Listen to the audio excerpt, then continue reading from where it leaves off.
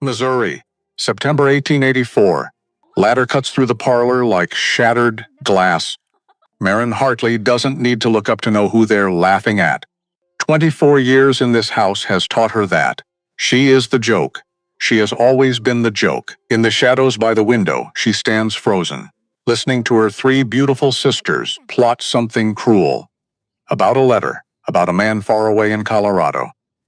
About a vicious game where she will be the final punchline. But they don't know what they're about to give her. They don't know that desperation can transform into courage, that humiliation can crack open the door to freedom, that the plain, forgotten daughter will board a train heading west, not to be humiliated, but to be reborn. This is the story of a woman sent away as a joke, who became the love of a lifetime. This is the story of lies that led to truth, of pain that birthed hope, of finding beauty where no one ever looked, not even herself. Missouri, September 1884, the Bennett farmhouse porch creaked under Marin's weight. She didn't look up from her mending, didn't need to. The laughter from the parlor told her everything. Vivienne's voice, sharp as cut glass. "Oh, this is wicked, absolutely wicked," Cordelia giggled. High and bright, Mother would faint if she knew. Mother doesn't need to know. That was Lillian, always the bold one. Besides, it's harmless fun. Marin's needle paused, mid-stitch. Her sister's fun was never harmless, not for her. Read it again, Viv. The part about modest beauty. More laughter. Marin set down her mending basket. Moved to the window. Stayed in the shadows. Inside, her three sisters clustered around the dining table like conspirators. Which they were. Vivienne held up a newspaper. The Missouri Gazette, rancher seeking bride. She read it like a theater performance. Widower, age 36. Owner of extensive mountain ranch in Colorado Territory. Seeking woman of gentle nature, modest beauty, and strong character for marriage. Must be willing to relocate. Serious inquiries only. She lowered the paper. Eyes gleaming, can you imagine? The man must be desperate or ancient. Cordelia leaned forward. 36. Practically grandfather age. Who cares how old he is? Lillian tapped the newspaper. Father heard about mountain ranchers from his business associates. They're all rough, uncivilized, living in log cabins with bears. Then it's perfect. Vivienne's smile turned cruel. Perfect for dear Marin. Silence. The kind that precedes disaster. You're not serious. Cordelia's voice held a note of delicious scandal. Oh, but I am. Vivienne pulled out a writing pad. Think about it, Marin, 24 years old. Never been courted. Never will be. Father's greatest disappointment. Vivienne, that's cruel. Even for you. But Cordelia was already laughing. Is it? Or is it genius? Vivienne warmed to her theme. This rancher wants modest beauty. Well, Marin is certainly modest. In every possible way, Lillian added. They erupted in giggles. Marin stood frozen at the window. 24 years of this. 24 years of being the joke, the plain one. The one who didn't inherit mother's golden hair, or father's strong features. Just, ordinary brown hair. Two large eyes. A thin frame that never curved in the right places. Nothing. She was nothing. How would we even do it? Cordelia asked. Simple. Vivienne was already writing. We fill out the application in her name. Father has that daguerreotype from last year, the one where she's squinting. Makes her look even worse than usual. And when Father finds out, by then it'll be too late. Vivienne didn't look up from her writing. The rancher will have responded. Or he won't. Either way, it's done. Read what you're writing, Lillian demanded. Vivienne cleared her throat. Dear Mr. Thorne, I am writing in response to your advertisement. I am a woman of simple background, raised on a farm in Missouri. I understand hard work and the demands of rural life. I am seeking a fresh start in the West, a chance to build something meaningful. I believe I could be a good partner to you and a good mother to your child. She paused. How does that sound? Perfect. Cordelia clapped her hands. Earnest but not desperate. Just pathetic enough to seem genuine. They laughed again. Marin backed away from the window. Her heart hammered against her ribs, hard enough to crack them. She should storm in there, should confront them. Should tear up that letter and tell Father what they'd done. But she didn't. Because underneath the humiliation, underneath the hurt, something else was growing, something dangerous. Hope.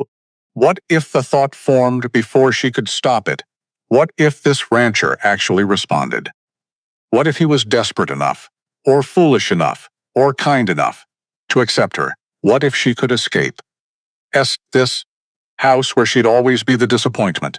Escape mirrors that showed her everything she wasn't.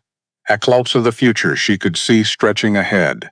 Clear as glass, cold as winter. Becoming the spinster aunt, living in the attic. Helping raise other women's children. Withering into invisibility. No, she turned away from the window. Walked to her small bedroom under the eaves. And she didn't say a word. 6 weeks passed. Autumn settled over Missouri like a wool blanket, heavy and gray. Marin went about her days in silence, mending, cooking, tending the chickens, being invisible. Her sisters forgot about their joke, moved on to other entertainments. Marin didn't forget. She waited every day when the post arrived. She waited, watching, not daring to hope, until the Tuesday morning when Vivian's shriek cut through the house like a knife. Oh my God. Oh my God, it actually worked. Marin was in the henhouse, gathering eggs. Her hands shook so badly she nearly dropped the basket. By the time she reached the house, her father stood in the dining room, Thomas Hartley, solid, stern. A man who measured worth in productivity and profit. Marin. His voice was controlled. Come here. She set down the egg basket. Walked into the room on legs that felt like water. All three sisters stared at her. Vivian's face had gone pale. Cordelia looked sick. Even Lillian seemed uncertain. It seems, Father said slowly, that you've been corresponding with a gentleman in Colorado Territory.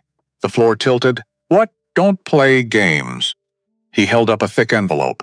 A Mr. Ezra Colton Thorne, owner of a ranch in the mountains. He has accepted your proposal of marriage. The words didn't make sense. Couldn't make sense. I didn't. The letter is quite clear. Father's eyes narrowed. You applied to be his mail-order bride. He has accepted. He sent train fare and travel instructions. He thrust the envelope at her. Marin took it with numb fingers, inside heavy paper. Bold handwriting, black ink that looked like it had been pressed hard into the page. She read, Dear Miss Hartley, I received your letter and photograph with interest. I will be direct because I don't believe in false promises. I am not a romantic man. I lost my wife 5 years ago, and I learned that love brings as much pain as joy. What I need now is not romance, but partnership. Ray, my ranch covers 3,000 acres in the Colorado mountains. It's hard country, beautiful but unforgiving. Winters are brutal, the work never stops. My son Josiah is 4 years old and has not spoken since his mother died. The doctors say it's trauma. I need someone who can care for him, teach him, be patient with his silence. I need someone who can manage a household, keep accounts, make decisions when I'm working the far pastures. I need a partner. Not a decoration. Your letter spoke of understanding hard work, of wanting to build something meaningful. That matters more to me than beauty or charm. I am enclosing $200 for train passage to Red Mesa, Colorado. If you find these terms acceptable, send word immediately. I will meet you at the station on the 15th of October. The choice is entirely yours. I make no promises except these. I will treat you with respect, provide for you, expect honesty in return. If that is enough, come. If not, keep the money and forget this letter. Respectfully, Ezra Colton Thorne. Marin read it twice. 3 times. The words didn't change. Well? Father's voice cut through her shock. What do you have to say for yourself? She looked up, met his eyes. For the first time in her life, she saw something other than disappointment there. Calculation, maybe. Or relief. When did you plan this? He wasn't asking. He was accusing, behind my back. Writing to strange men. I didn't. The words came out steady, stronger than she felt. But I'll go. The room erupted. What? Vivian's voice cracked. Marin. Don't be ridiculous. Cordelia moved forward. It was just. We didn't think. You didn't think what? Marin turned to face her sisters. That he'd actually respond? That I'd actually go? She looked at each of them. These women who'd spent 24 years making sure she knew her place. Thank you. The words tasted strange, truly. You gave me something I never could have managed alone. What? Lillian whispered. A way out. Marin turned back to her father. This gentleman has made me an honorable proposal. If you'll permit it, I'll accept. Thomas Hartley studied his daughter for a long moment. Whatever he saw there must have satisfied him, because he nodded. Very well, it's unusual. But the man appears to be of good standing. I'll make the arrangements, but father... Vivian started enough, his voice cut like steel. Your sister has received an offer of marriage from a respectable man. That's more than I dared hope at her age. He left the room. Marin stood there, holding the letter, feeling 3 sets of eyes burning into her back. You're actually going to do it. Cordelia's voice was barely audible. Marry a stranger? Yes, but you don't even know him. He could be horrible, cruel, ugly, or honest. Marin met her sister's gaze. Which is more than I can say for anyone here. She walked past them, up the stairs to her small bedroom under the eaves. Only when the door was closed did she let herself look at the letter again. The choice is entirely yours, was it though, really? She was choosing between humiliation, here and the unknown there, between slow suffocation and a leap into darkness. Some choice, but as she sat on her narrow bed, as September sunlight slanted through the small window, something unfamiliar stirred in her chest. Not hope, not quite, but possibility, the sense that her life, which had seemed so firmly set in its disappointing pattern, had suddenly cracked open. She pulled her grandmother's trunk from under the bed, old leather. Brass hinges inside, her few possessions, dresses, all hand-me-downs from her sisters, a hairbrush with missing bristles, 2 pairs of shoes, and wrapped in a yellowed handkerchief, her grandmother's music box, small, wooden, painted with faded flowers. The only beautiful thing she owned, the only heirloom that had come to her, instead of to her prettier sisters. Marin wound the key. The mechanism was stiff with age, but the melody came, thin and sweet.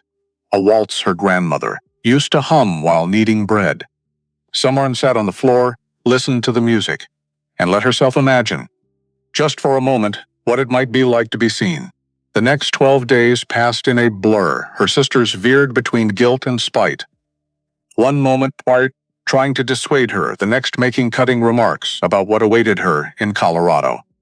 Her father threw himself into practical arrangements, booking the train, arranging connections, as if shipping his daughter west was no different from a cattle transaction. Only her mother seemed troubled. Elizabeth Hartley found Marin folding clothes the night before departure. May I come in? Marin nodded. Couldn't trust her voice. Her mother sat on the edge of the narrow bed, smoothed her skirts. A nervous gesture Marin had inherited. I know what your sisters did. Marin's hands stilled on the dress she was folding. Vivian came to me last night, in tears. She told me everything. Elizabeth reached for Marin's hand. You don't have to do this. We can send word.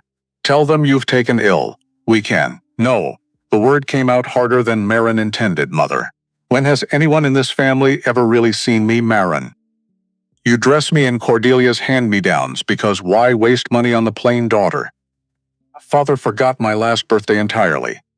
Vivian introduced me to her suitor's partner as just the spinster's sister. She pulled her hand away, gentle but firm. I'm 24 years old, and I'm already invisible. That's not true, isn't it? Silence stretched between them. Elizabeth's eyes filled with tears. I've watched you, Mother. Marin kept her voice steady. The way you look at me sometimes. I can see you wondering. How did I produce something so ordinary, Marin? I'm not angry anymore. I promise. It just is what it is. She returned to her packing, folding a worn chemise. But this rancher, this Mr. Thorne, he has no expectations of beauty. He's not comparing me to anyone. He just wants someone who can work hard, keep a house. Be honest, she looked at her mother. Is that really so terrible? A marriage without love? Elizabeth's face crumpled. How did you become so strong? I had to be. Her mother stood, pulled Marin into a fierce embrace, then go. Go and be strong, and write to me. Not your father, not your sisters. Me. Tell me the truth about how you are. I will. They held each other. Elizabeth, smelling of lavender water and bread dough, familiar soft. Everything Marin was leaving behind. When her mother finally pulled away, she pressed something into Marin's hands, a leather-bound journal. Blank pages waiting. For your new life, Elizabeth whispered. Write your truth, so you never forget who you are. After she left, Marin sat on her bed, opened the journal on the first page. In her mother's elegant script, My dearest Marin, I have not been the mother you deserved. I let my own vanities blind me to your quiet strength. But I see you now, and I am in awe. Write honestly. Write bravely. And remember you carry my love with you, always. Your mother Marin pressed the journal to her chest, stared out at the darkening Missouri sky. Tomorrow.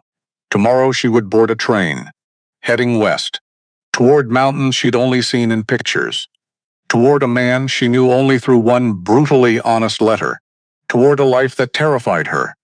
But at least it would be hers. The train station in St. Louis was chaos, noise, movement, families saying goodbye. Merchants shouting about luggage, the metallic screech of trains arriving and departing. Marin stood on the platform, clutching her carpet bag, her trunk already loaded. Feeling her courage waver, her father stood beside her, stiff, uncomfortable. Thomas Hartley had never been equipped to handle emotions. You'll write when you arrive. It wasn't a question. Yes, father, and if things are unsuitable, you can always. I'll be fine, she said it firmly, as much to convince herself as him.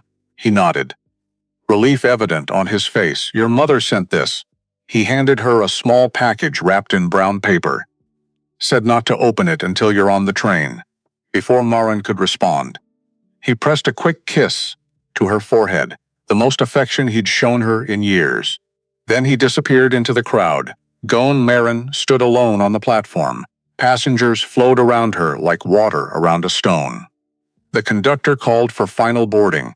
Her train, the one that would carry her away from everything she'd ever known, was releasing great clouds of steam, like a dragon preparing for flight. This was it. The last possible moment to change her mind, to return to the Bennett house and accept her fate. The spinster daughter, the disappointment, the one who was never quite enough. She thought of Ezra Thorne's letter. The choice is entirely yours. And she stepped onto the train. Her seat was by a window. Second class, not luxury, but clean, comfortable enough. She stored her carpet bag overhead, settled into her seat just as the train lurched into motion. St. Louis began to slide past her window, familiar streets giving way to unknown territory. Marin pressed her palm against the cool glass, watched her old life recede. Only when the city had disappeared completely did she remember her mother's package. She unwrapped it carefully. Inside the leather journal, and tucked between its pages, a folded note. In her mother's hand, my dearest girl, I know I failed you in so many ways, but know this. You are braver than any of us, stronger than we ever gave you credit for. Go west, build your new life, and know that part of me goes with you. Hoping, praying that you find what you deserve, what we all denied you, to be seen, to be valued, to be loved. Your mother Marin clutched the note, stared out at the rolling Missouri countryside, and for the first time since this mad journey began, she let herself cry, not from fear, not from grief, but from something that felt dangerously close to relief.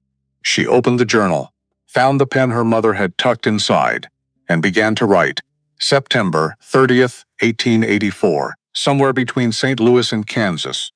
I am on a train heading west to marry a stranger. My sisters sent my information as a joke.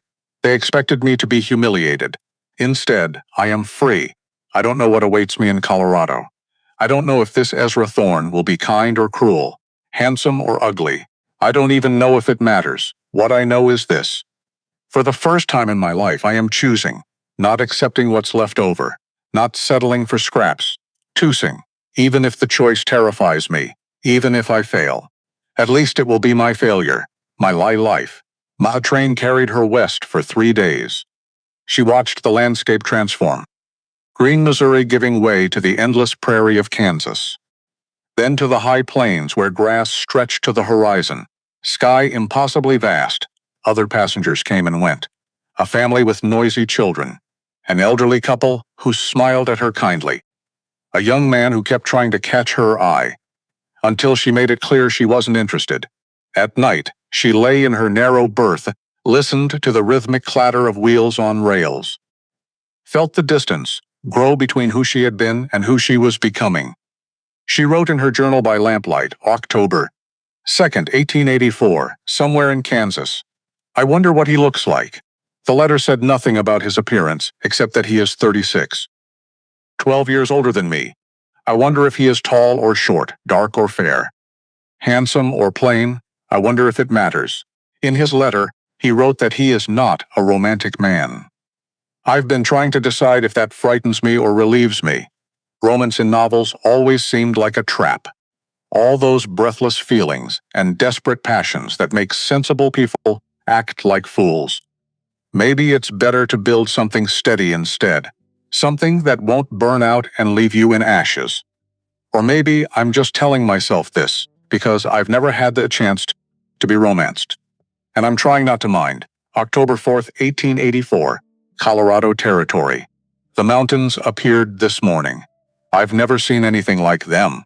They rise from the plains like a wall, purple and blue against the sky, topped with snow even though it's only October. They're beautiful, they're terrifying. And somewhere in those mountains is a man who agreed to marry me sight unseen, because I had honest eyes. I keep wondering what he saw in that awful photograph, the one where I was squinting, looking worse than usual. What made him think, yes, her, she'll do. Tomorrow I arrive in Red Mesa. Tomorrow I meet him. Tomorrow, my new life begins. I am not ready. I will never be ready, but I'm going anyway. The train pulled into Cheyenne on a bright October morning. The air was different here, thinner, sharper, carrying scents Marin had no names for, sage and dust and something wild that made her heart race. The town sprawled before her, hat-fronted buildings, wide dirt streets. Nothing like the ordered civilization of Missouri. She had 4 hours before her connecting train to Red Mesa, so she wandered the main street, carpet bag in hand, trying to absorb this strange new reality. Cowboys in dusty chaps lounged outside saloons. A woman in a split riding skirt strode past, rifle slung over her shoulder. Nobody gave her a second glance. Back home, such a sight would have caused a scandal. Here it was just Tuesday. Marin found herself standing outside a telegraph office, staring at the door. She could still send word, could still say she'd changed her mind, that she was coming home. Her father would be disappointed, but unsurprised. Her sisters would laugh themselves sick. A weathered man in a cattleman's coat pushed past her, muttering about beef prices. Through the open door, she caught a glimpse of the telegraph operator, fingers flying over the keys, sending messages that would race along copper wires to distant destinations in seconds. She thought of Ezra Thorne's letter. I am not a romantic man. What kind of person wrote that in a marriage proposal? Someone who'd been hurt, maybe. Someone who'd loved and lost, and decided safety was better than passion. Or someone who simply told the truth, because lies were too much trouble. The door swung shut. Marin turned away without entering.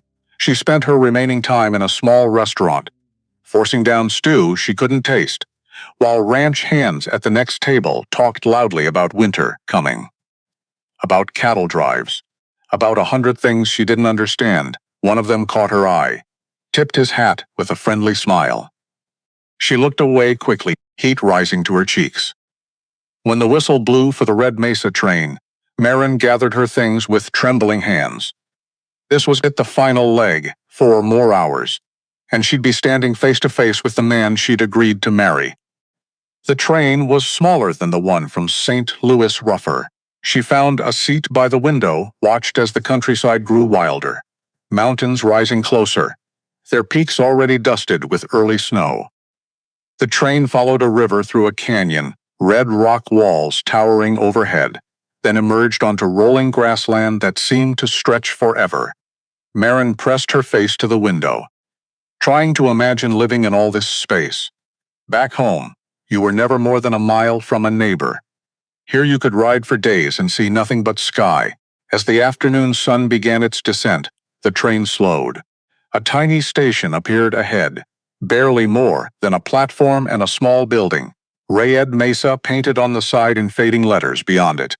A modest collection of buildings cloddered along a single main street. Her stomach twisted itself into knots. The train hissed to a stop. The conductor helped her down, unloading her trunk with casual efficiency. "Someone meeting you, miss?" "Yes, I think so." "Well, good luck to you then." He tipped his cap, climbed back aboard. Within minutes, the train was pulling away, leaving her standing alone on the platform, with her trunk and carpet bag, the wind tugging at her skirts. The platform was empty, except for a rangy yellow dog sleeping in the late afternoon sun. Marin's heart sank. Had she gotten the date wrong? Had he changed his mind? Then she heard footsteps on the wooden planks, and turned. Ezra Colton Thorne was not what she'd expected. He was tall, well over 6 feet, with broad shoulders and the lean, weathered look of someone who spent his life outdoors. His face was all hard angles, sun-browned skin, deep lines around his eyes from squinting into distances, dark hair touched with gray at the temples, a strong jaw shadowed with stubble. He wore work clothes, canvas pants, a plain shirt, a leather vest, and he carried his hat in his hands as he approached. His eyes were gray, the color of storm clouds, and they studied her with an intensity that made her want to look away. But she didn't. She'd promised herself she wouldn't start this marriage by being a coward. He stopped a few feet away. For a long moment, neither of them spoke. Finally, he broke the silence. "Miss Hartley." His voice was deep, rough-edged, the kind of voice that didn't waste words. Marin nodded, not trusting her own voice yet. "Ezra Thorne." He didn't offer his hand. "Your journey was all right?" "Yes, thank you." Another silence stretched between them. He was still studying her, those gray eyes taking in every detail. Marin felt heat crawl up her neck. She knew what he was seeing, plain features. Mousy hair coming loose from its pins after 3 days of travel. A dress that had been unfashionable even before it became a hand-me-down. The photograph had been bad. But reality was probably worse. She lifted her chin slightly, met his gaze. If he was disappointed, she'd rather he say it now. But his expression didn't change. He simply nodded once, as if confirming something to himself, and picked up her trunk like it weighed nothing. "Wagons this way. We've got about 2 hours to the ranch. Should head out before dark." He started walking. Marin grabbed her carpet bag, hurried after him, with her shorter legs struggling to match his stride. The wagon was plain but well-maintained, pulled by 2 stray horses who nickered softly as Ezra loaded her trunk. He offered her his hand to help her up to the seat. Marin took it. His palm was rough with calluses, his grip firm but careful. He climbed up beside her, took the reins, clicked to the horses. The wagon lurched forward, wheels creaking, and Red Mesa Station began to recede behind them. They rode in silence through the outskirts of town. Marin tried not to stare at everything, but it was impossible. The mountains were so close now, purple-blue against the evening sky. The land rolled away in all directions, golden grass rippling in the wind like an ocean. The air smelled of earth and growing things. And that wild scent she'd first noticed in Cheyenne. "It's beautiful," she said softly, not really meaning to speak aloud. Ezra glanced at her. "It's hard country. Beautiful, yes, but hard. Winters are brutal. Summers can bring drought. The work never stops." It sounded like a warning. Marin nodded. "I'm not afraid of hard work. I read that in your letter." There was something in his tone she couldn't quite identify. Not mockery exactly, but not quite belief either. "You said you were raised on a farm, that you knew how to cook, clean, mend, preserve food. That you weren't afraid of an honest day's labor." He quoted the words precisely. Marin's cheeks burned. Those had been her sister's words. Not hers, but they weren't entirely lies. She had done all those things, even if the letter had made her sound more capable than she felt. "Yes, good." He kept his eyes on the road. "I've got a housekeeper. Nell Pritchard, widow woman. Comes in twice a week. She's been managing things since my wife passed. But a ranch this size needs more than that." He paused. "I need someone who can handle the household, help with accounts, manage supplies. Someone steady, not someone beautiful, or charming, or accomplished, just steady. It was the lowest bar possible, and yet Marin felt a flutter of anxiety that she might not even clear it. "I'll do my best," she said quietly. Ezra nodded, but didn't respond. They fell back into silence. The road wound through increasingly wild country. They passed a few small homesteads, smoke rising from chimneys, lights beginning to glow in windows as evening approached. Then even those disappeared, and there was nothing but grass and sky. And the creak of wagon wheels. Marin studied Ezra from the corner of her eye, trying to understand the man she'd agreed to marry. His hands on the reins were steady, confident. He sat straight-backed but relaxed, moving easily with the wagon's motion. Everything about him spoke of competence, of a man who knew exactly what he was doing and had no need to prove it. But there was something else too, a guardedness, a sense of walls built high and thick. "Your letter said you were a widower," Marin ventured. "How long?" She stopped, suddenly aware this might be too personal a question. For a man she'd known all of 30 minutes, 5 years, his voice was flat. "Abigail died in childbirth, the baby. Our son lived. Josiah's 4 now." The way he said it, so matter-of-fact, so carefully emotionless, told Marin everything about how much it had cost him. This was a man who'd loved deeply, and paid the price for it. "I'm sorry," she said. "It was a long time ago, but it wasn't. Not really. 5 years might seem long. But grief didn't follow calendars. Marin thought of her grandmother's death when she was 12, how even now, 12 years later, she sometimes turned to share something before remembering she was gone. "Is that why you advertised for a wife?" The question escaped before she could stop it. "For your son? To give him a mother?" Ezra's jaw tightened, partly. "Also because ranchers around here need wives. It's practical. A man can't run a place this size alone. And I'm tired of town gossips, trying to match me with every available woman in 3 counties. He glanced at her. "I figured someone from back east wouldn't know me. Wouldn't have expectations. We could be clear about what this is, and what is it? A partnership, an arrangement. You help run the house and look after Josiah. I provide for you, protect you, treat you with respect. We build something practical together." He paused. "I'm not looking for romance, Miss Hartley. I don't have that in me anymore. But I can offer you a decent life. If you're willing to work for it, it should have stung. That clinical assessment of their future together. But instead, Marin felt something in her chest loosen slightly. At least there would be no pretense, no need to try to be something she wasn't. He wanted practical. And practical she could do. "That seems fair," she said. He nodded, apparently satisfied, and they lapsed back into silence as the sun continued its descent toward the western mountains. The light was nearly gone when they crested a rise, and Ezra pulled the horses to a stop. "There," he said. Pointing, Marin looked where he indicated and felt her breath catch. The ranch spread out in the valley below, backdropped by foothills that glowed purple in the twilight. The main house was larger than she'd expected, a sprawling structure of logs and stone, with a wide porch, wrapping around at least 2 sides. Outbuildings clustered nearby barns, a stable, what might be a bunkhouse. Various sheds and corrals. Beyond them, she could see cattle dotting the grassland, dark shapes in the fading light. Lamplight glowed in the house windows, warm, welcoming, against the gathering dark. "It's bigger than I thought," Marin said softly. 3,000 acres of deeded land, another 2,000 in grazing leases. About 800 head of cattle. "Though that'll grow after spring calving." Ezra's voice held quiet pride. "I run it with 4 permanent hands. Hire on extra help during roundup and drives." He clicked to the horses. They started down the slope. "My father started this place with nothing but a land grant and determination. I've spent the last 10 years building it into something that'll last." As they drew closer, Marin could make out more details. Neat fence lines, well-maintained buildings, the sense of order and care that pervaded everything. Whatever else Ezra Thorne might be, he was clearly a man who took pride in his work.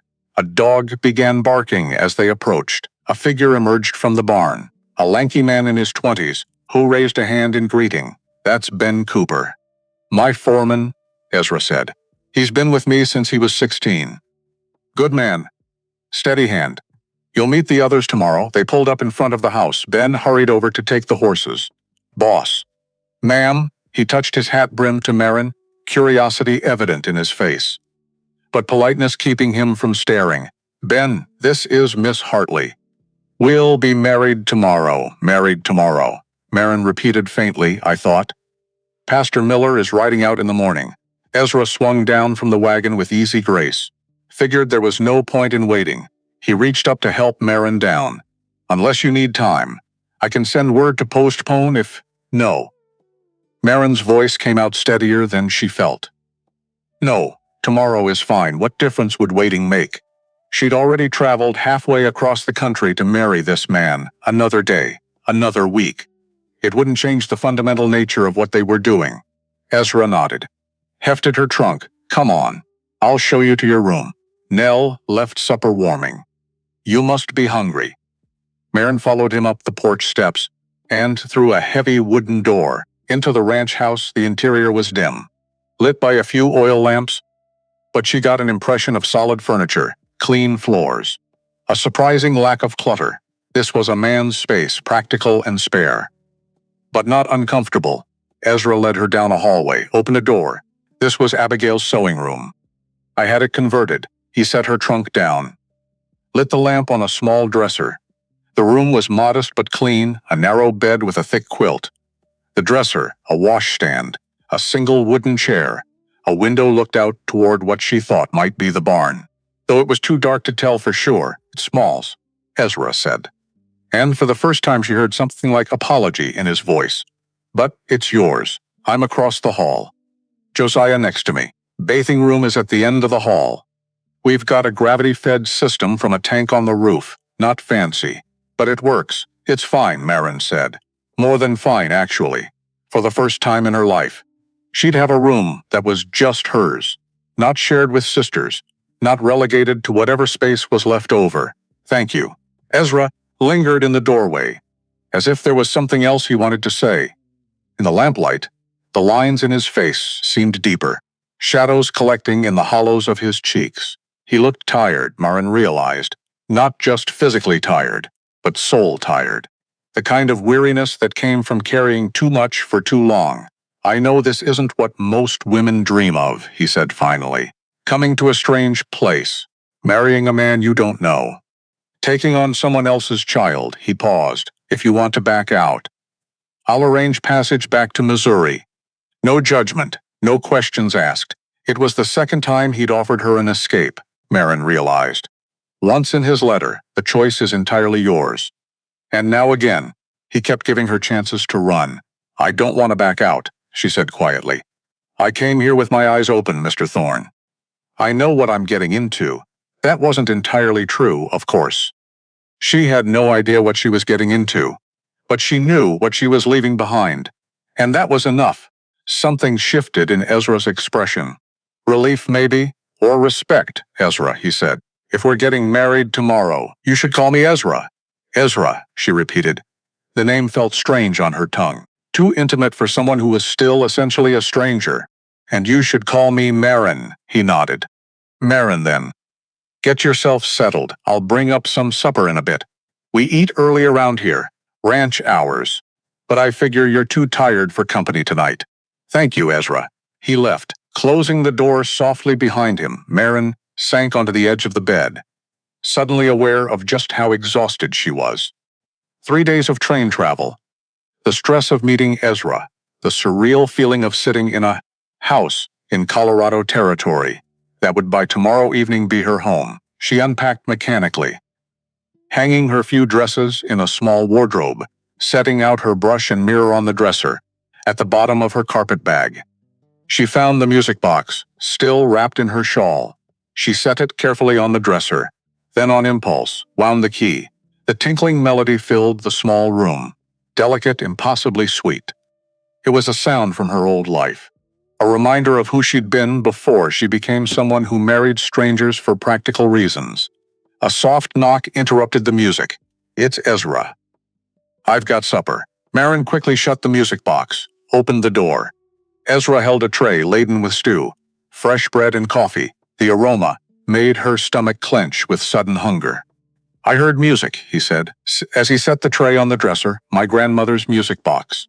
I'm sorry if it bothered. It didn't bother me. He glanced at the small wooden box, something unreadable crossing his face. Abigail used to play piano. Not well, but she enjoyed it. I haven't heard music in this house in 5 years. He paused at the door. It was nice. Hearing it again, he left before Marin could respond. She ate her supper slowly, savoring the rich stew that was better than anything she'd expected. Through the window, she could hear the sounds of the ranch settling in for the night. Horses moving in the barn. The distant lowing of cattle. Men's voices calling goodnight to each other. She thought about Ezra's words. I haven't heard music in this house in 5 years. What kind of a life was that imbly of music, imbly of anything soft or beautiful? Just work and survival, and the ghost of a dead wife. And tomorrow she would become part of that life. Marin washed up using the basin on the washstand, then changed into her nightgown. The bed was softer than she'd expected, the quilt thick and warm. She lay in the darkness listening to unfamiliar sounds, and tried to imagine the day ahead. There would be a wedding. She'd stand next to Ezra Thorne and make vows that were supposed to be sacred, permanent. She'd promised to love and honor a man she'd spoken maybe 50 words to, and then she'd be his wife, bound to him by law and custom. And the sheer impracticality of turning back the sleeve should have been impossible. But exhaustion dragged her under like a riptide. She dreamed of trains that went nowhere, of standing on platforms while strangers studied her with gray eyes, of music boxes playing wedding marches in empty houses. Morning came too soon. Pale light filtered through the curtain, and somewhere in the house she could hear movement. Marin lay still for a moment, gripped by paralyzing fear. What had she done? What insanity had possessed her to travel across the country to marry a man she didn't know?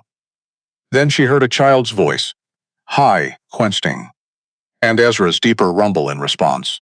The mundane sounds of a household waking up, a life going on waiting for her to become part of it. She rose and dressed in her best dress, a simple blue cotton that Cordelia had passed down 2 years ago. Too big in the shoulders, too short in the hem, but the nicest thing she owned. She pinned up her hair with shaking hands, stared at her reflection in the small mirror, plain Marin Hartley. About to become plain Marin Thorne, same face, different name, same disappointment, different location. No, she wouldn't think like that. She would be practical. Like Ezra wanted, she would work hard.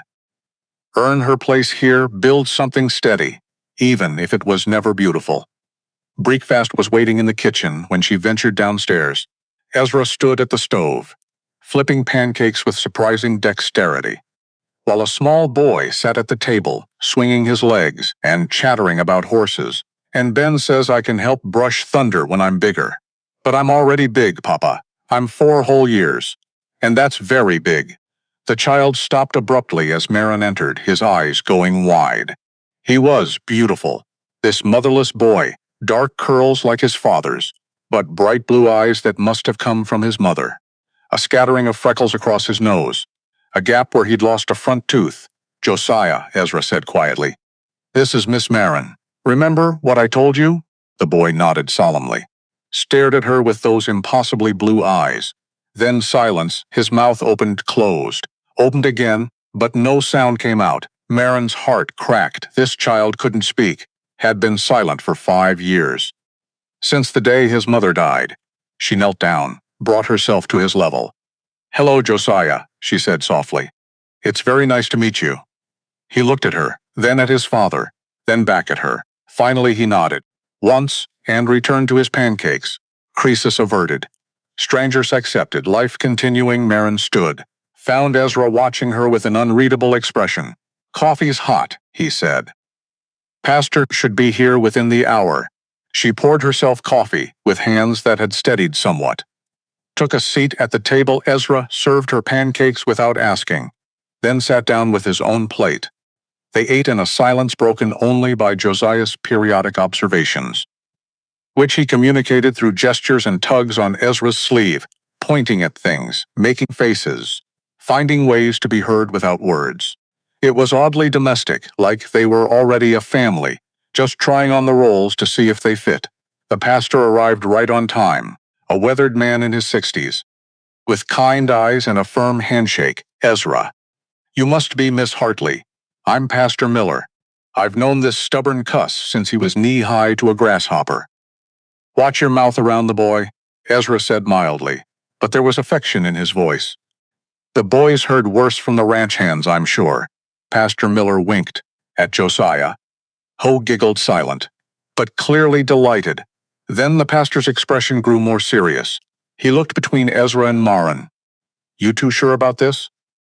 Marriage is a serious undertaking. We're sure, Ezra said. The pastor's eyes lingered on Marin. Miss Hartley? She thought about her sister's laughter, her father's disappointment, the life stretching behind her like a prison sentence. She thought about Ezra's honest letter, and Josiah's gap-toothed silence, and the way the mountains looked purple against the morning sky. I'm sure, she said. All right then. Let's make it legal. They stood in the parlor, morning light slanting through the windows. Josiah sat on the sofa, swinging his legs. Watching with solemn interest, Pastor Miller opened his Bible and began to read, Dearly beloved. We are gathered here. Marin barely heard the words. She was too aware of Ezra standing beside her, tall followed, his shoulder almost brushing hers. He'd put on a clean shirt for the occasion.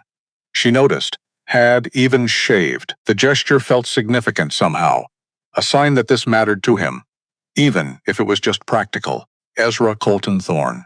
Do you take this woman to be your lawfully wedded wife? I do. His voice was steady. Sure. Marin Elowen Hartley. Do you take this man to be your lawfully wedded husband? This was it, the moment of no return. After this, she would be bound to this stranger. In the eyes of God and law. I do, she whispered. Then by the power vested in me, I now pronounce you husband and wife. Pastor Miller smiled. Ezra, you may kiss your bride. Ezra hesitated, and Marin saw uncertainty flash across his face. The first real emotion she'd seen from him, besides careful control. Then he bent down slowly, giving her time to pull away if she wanted. She didn't. His lips brushed hers, light as a whisper, over in a heartbeat. But in that brief contact, Marin felt the rough calluses on his hands, where he'd cupped her shoulders, smelled the faint scent of leather and soap, sensed the tightly leashed strength in the way he held himself so carefully gentle. Then he stepped back, and it was done. She was married, Mrs. Ezra Thorne, for better or worse, in a log house in the Colorado mountains, to a man who didn't believe in romance, and a silent child who needed a mother. And somehow, despite everything, despite the fear and the uncertainty and the sheer insanity of what she'd just done, Marin felt something unfamiliar stirring in her chest. Not quite hope, but close, very close. Congratulations, Pastor Miller said warmly. May God bless this union. Josiah jumped off the sofa, ran to them, his small face bright with something that looked like hope. He tugged on Marin's skirt, pointed at her, then at himself, then made a gesture she didn't understand. Ezra cleared his throat. He's asking if you're his mama now.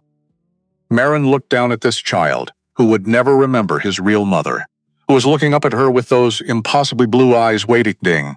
She knelt, brought herself to his level. Yes, she said softly. If you'd like me to be. Josiah didn't speak. Of course not. He hadn't spoken in 5 years, but he threw his small arms around her neck, held on tight, and Marin felt something in her chest crack open, just a little enough to let in light. After Pastor Miller left, an awkward silence descended. They were married now, husband and wife, partners in this practical arrangement, but they were still strangers, still uncertain how to be around each other. I should get to work. Ezra shifted his weight. Cattle don't care about weddings. Nell should be here soon. She can show you around properly, explain how things work. All right, he hesitated. then pulled something from his pocket, a ring.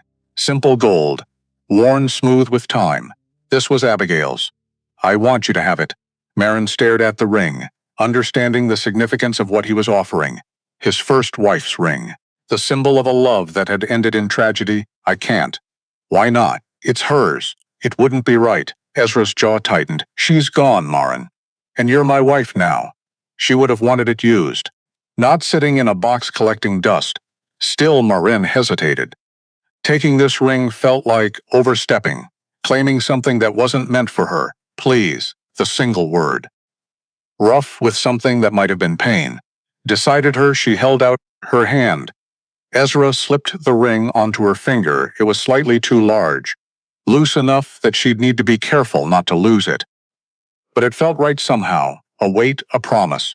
A reminder that this was real. Thank you, she said softly. He nodded, turning away. I'll be back at midday for dinner. Josiah, you help Mrs. Thorne today. You hear? Mrs. Thorne, the name sounded foreign. Like it belonged to someone else.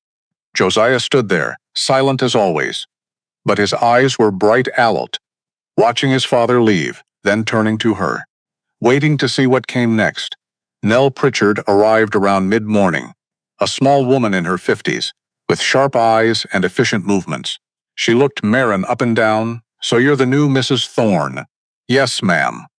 I'm Marin. I'm Nell. I've been keeping this house since the first Mrs. Thorne passed. Mr. Thorne tells me you'll be taking over most duties, but I'll still come twice weekly. To help with heavy cleaning and laundry? There was something in her tone, not quite challenged, but not quite welcome either. I'd appreciate any help you can give me, Marin said carefully. This is all very new to me. Nell's expression softened, slightly. You're honest. That's good. Come, I'll show you the kitchen, the pantry, the root cellar. You must know where everything is. The tour was thorough and slightly overwhelming. Nell had been managing this mass household with military precision, and she had strong opinions about everything, from how to organize the pantry to the proper way to black a stove. Marin took mental notes. Trying to absorb the flood of information, Mr. Thorne and the men eat big meals, Nellie explained as they stood in the well-stocked pantry. Breakfast at dawn, dinner at midday, supper at dusk. Ranch work burns energy. You must cook plenty.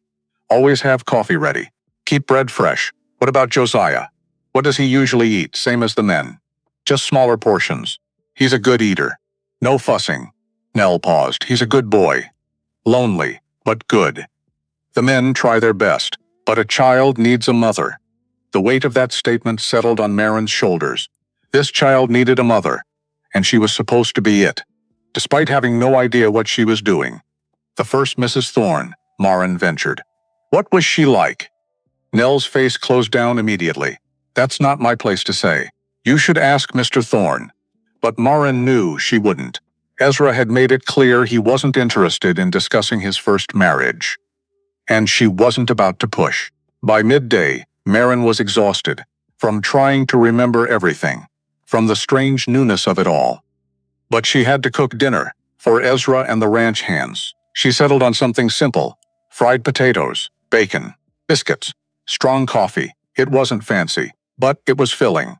And she managed to have it ready when Ezra came trooping in with two of his men. "Boss, this is a pleasant surprise," one of them said. A stocky fellow with a graying beard. "Been a while since we had a hot meal at midday." Ezra shot him a look. "Mind your manners, Pete. This is my wife, Mrs. Thorne. Marin, this is Pete Williams. He's been with me for 8 years, and that's Sam Yates. Joined us last spring. Sam was younger, barely 20, with an easy smile. Ma'am. Welcome to Thorne Ranch. Thank you," Marin said, serving plates with hands that shook slightly. Would the food be good enough? Would they compare her to Abigail? Timed her lacking, but the men ate with the focused intensity of people who did physical labor all day, barely stopping to breathe between bites. Pecty asked for seconds. Sam complimented the biscuits. Even Ezra nodded, which might have been approval. "Hard to tell. This is good," he said simply. "Thank you." It was such a small thing, that thank you, but it made something warm bloom in Marin's chest. She'd done something right. She'd fed them, and they were Satisfied, Josiah chattered throughout the meal, in his silent way, tugging on Ezra's sleeve, making gestures, pointing at things. The men indulged him with easy affection, clearly used to interpreting his wordless communication. After they returned to work, Marin cleaned up the kitchen. With Josiah's help, he couldn't reach the sink. But he carefully dried dishes as she handed them to him, his small face serious with concentration. "You're a good helper," she told him. He beamed, silent but glowing with pride. That afternoon, Marin explored the house more thoroughly. It was larger than it had seemed last night, with a parlor, dining room, Ezra study, and several other rooms whose purposes weren't immediately clear. Everything was clean, but sparse. The home of someone who'd stopped caring about comfort or beauty years ago. The only room that felt different was Josiah's, with its chaotic collection of treasures, carved wooden animals, interesting rocks, bits of string and feathers, the accumulation of a child's curiosity. Marin found herself in the parlor, staring at a piano pushed against one wall, covered with dust, clearly untouched for years. This must have been Abigail's piano, the one Ezra said she'd played, not well, but enjoyed. Impulse. Marin lifted the cover, pressed a key, the note rang out, slightly out of tune, but still sweet. Josiah came running, his eyes wide. He pointed at the piano, then at Marin, a question in his face. "Do you want me to play?" He nodded vigorously. Marin sat on the bench, her fingers finding the keys. She wasn't skilled. Her grandmother had taught her a few simple melodies. Nothing fancy, but she played what she remembered, a folk tune about rivers and mountains, her fingers stumbling over the notes. But the music filled the empty room, like light filling darkness. Josiah climbed up beside her, watched her hands with fascination.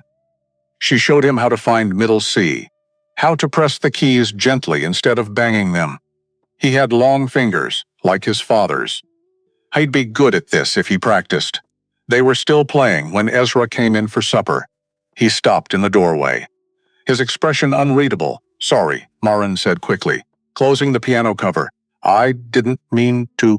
"It's fine." His voice was rough, "I told you. It's nice to hear music again." He looked at Josiah. "Go wash up for supper, son." After the boy scampered off, Ezra lingered. Abigail bought that piano 6 months before she died. Had it shipped all the way from Denver. She was so proud of it. He ran his hand over the dusty surface. "I couldn't bring myself to sell it.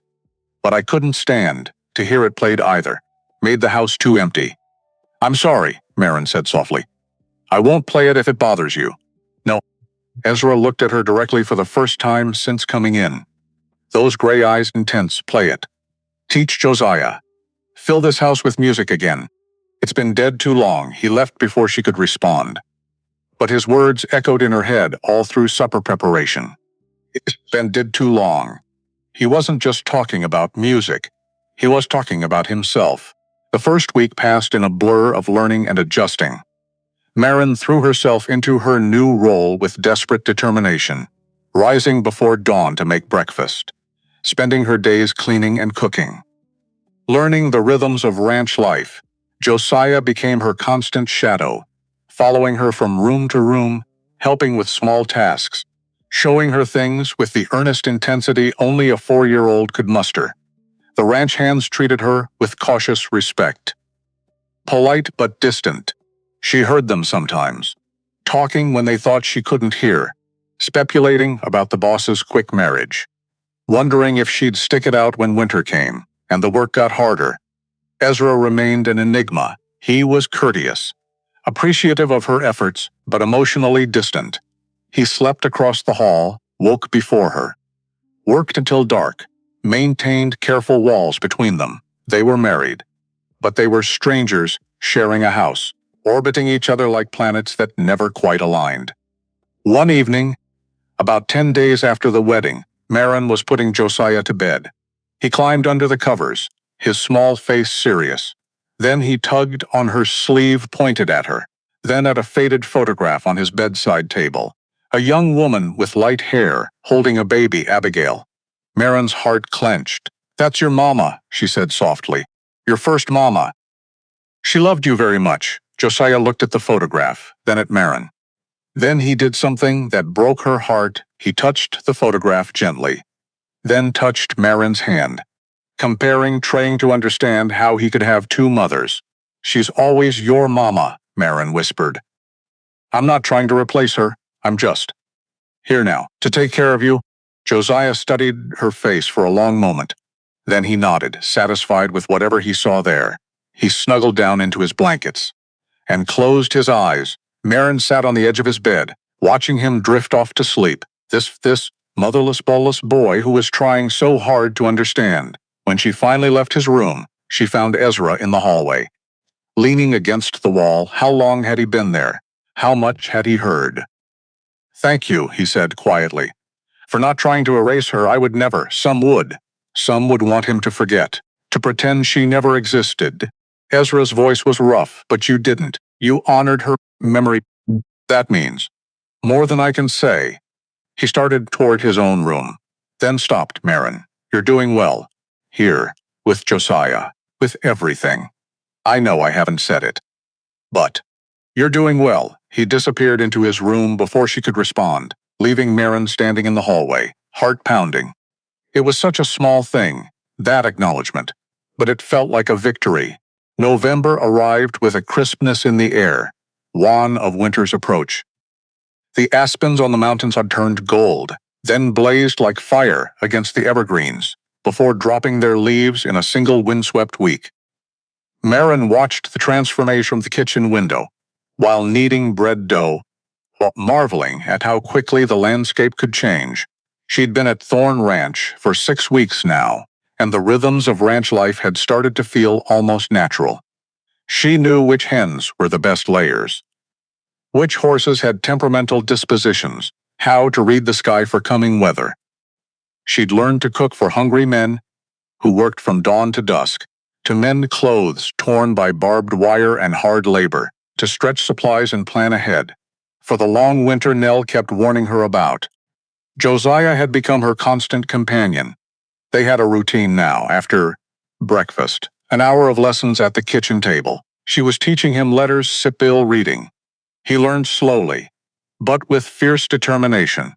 Then he'd help her with lighter chores, chattering in his silent way, about everything from cloud shapes to why horses had such big teeth. Ezra had started joining them sometimes during these morning lessons.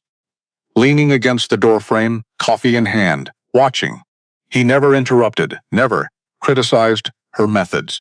But his presence felt significant somehow, like he was trying to understand something. One morning, after Josiah had successfully spelled cat with his letter blocks, Ezra spoke, "You're good with him." Marin looked up, surprised. He's easy to teach. He wants to learn. Still, you're patient. You don't get frustrated when he struggles. Ezra set down his coffee cup. Abigail used to. Get frustrated, I mean. She loved him. But she didn't understand why things took him so long. Why he couldn't just speak. It was the first time he'd voluntarily mentioned Abigail, without Marin having to ask. She chose her words carefully. Every child learns differently. Josiah's silence doesn't mean he's slow. It just means he communicates in other ways. That's what I told her. But she thought, if she just tried hard enough, he'd talk. And when he didn't, she blamed herself. Ezra's voice was tight. Thought she'd failed him somehow. She didn't fail him, Marin said firmly. Children don't come with instructions. We all do our best. Ezra looked at her for a long moment, then nodded, and left. But something had shifted. A wall had cracked, just a little. The first trip to town after the wedding came in mid-November. They needed supplies for winter. Flour, sugar, coffee, salt. All the things you couldn't produce on a ranch. Ezra drove the wagon.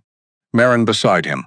Josiah wedged between them, the three of them looking like what they were, a family. Red Mesa on a Saturday afternoon was bustling. Ranchers and their families, cowboys on their day off, shopkeepers doing brisk business. Ezra helped Marin down from the wagon, his hand lingering on her waist just a moment longer than necessary. Mercantile first, he said. Make a list of what you need.